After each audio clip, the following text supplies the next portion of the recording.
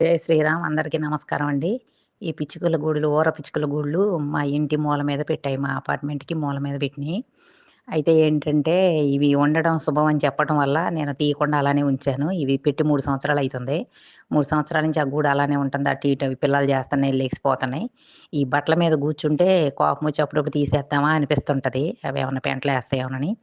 కానీ అయినా గూడా మళ్ళీ ఉసూననిపిచ్చి మంచిదే అని ఉంచేదాన్ని. అయి చక్కగా అరుస్తా ఉంటాయి. పిచ్చుకల శబ్దం వింటే గూడా చాలా మంచిదంట. ఇయి ఉండటం వల్ల చాలా ఉపయోగాలు గూడా ఉన్నాయి. అయితే ఈ పిచ్చుకలు ఇప్పుడు కనుమరుగైపోతున్నాయి. రేడియేషన్ ప్రాబ్లమ్ వల్ల, సెల్ ఫోన్ టవర్స్ ప్రాబ్లమ్ వల్ల గూడా ఇవి కనుమరుగైపోతున్నాయంట.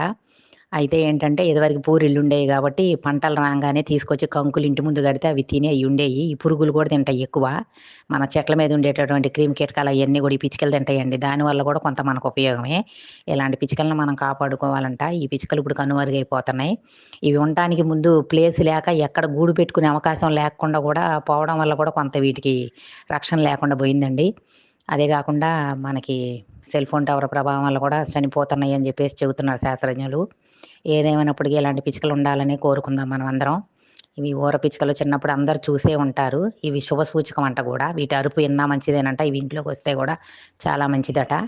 అలాంటి పిచ్చుకల్ని మనం కాపాడుకోవాలి. జై శ్రీరామ్ అండి. నా బొమ్మరిల్ని ఛానల్ సబ్స్క్రైబ్ జేసుకోండి. ఇలాంటి మరెన్నో వీడియోస్ మీకు అందరికి అందిస్తానండి.